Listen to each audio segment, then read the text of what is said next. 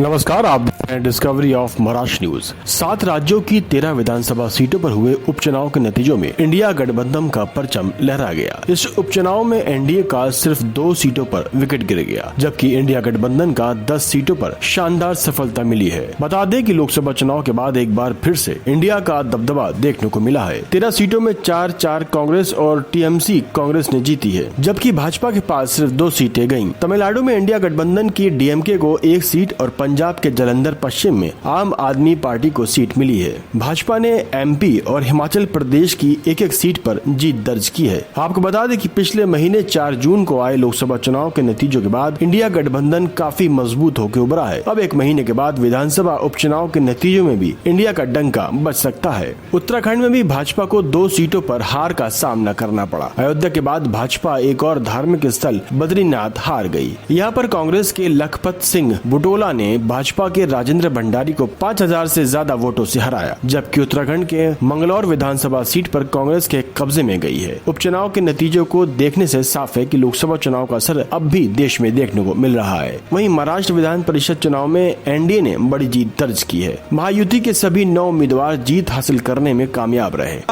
जो काम है, गुगली ने बैटिंग मजबूत हो गई और पूरे उनकी विकेट निकाल दी, इसलिए दोनों भी यहाँ पर है और तीसरे हमारे अजीत दादा भी है।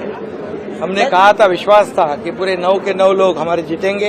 कई लोगों ने उसमें कहा था, कुछ चैलेंज भी दिया था कि ये चमत्कार होगा, ये होगा। अभी चमत्कार चमत्कार हुआ है। महायुति के जितने हमारे विधायक हैं उन्होंने तो वोट दिया ही, उनको मैं धन्यवाद देना चाहता हूँ। लेकिन महायुति के काम पर, विकास पर अन्य पार्टी के लोगों ने भी हमें सपोर्ट किया, उनका भी मैं अभिनंदन महाविकास आघाडीचे नेते दावा करत होते महायुतीची मतं फुटलेल्या मतांचा प्रवेश होणार का महायुतीमध्ये? अरे बाबा ऐका, आता जे काही लोकांना महाविकास आघाडीचा जे काही खरा चेहरा आहे, तो खरा चेहरा आता दिसलेला आहे। त्यामुळे लोकांना काम करणारे सरकार पाहिजे, घरी बसणारं सरकार नको, फेसबुक लाईव्ह तर नकोच बिलकुल। आणि म्हणून आज लोकांनी आपल्याला जे काही आशीर्वाद दिले, मी जास्त काय कोणावर टीका करत नाही, परंतु मी एवढंच सांगेन की एक सुरुवात आहे आणि येणाऱ्या विधानसभेमध्ये या महायुतीच्या कामाची पोचपावती जनता दिल्याशिवाय राहणार।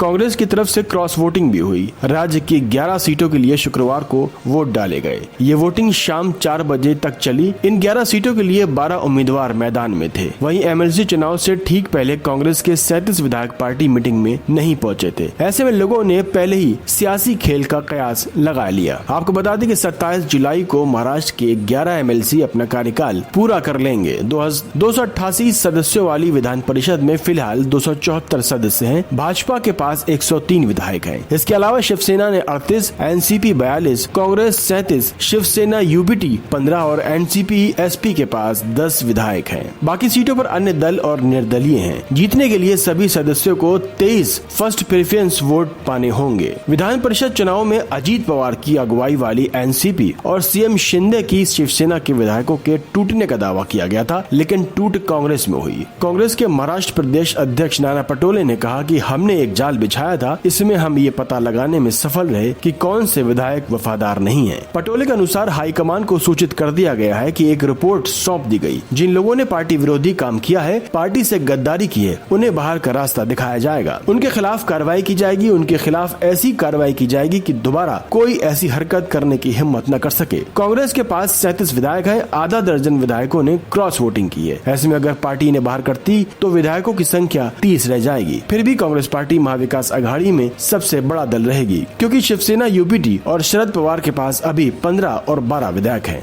देखते रहिए Discovery of Maharashtra news. Siraj Shaikh की रिपोर्ट।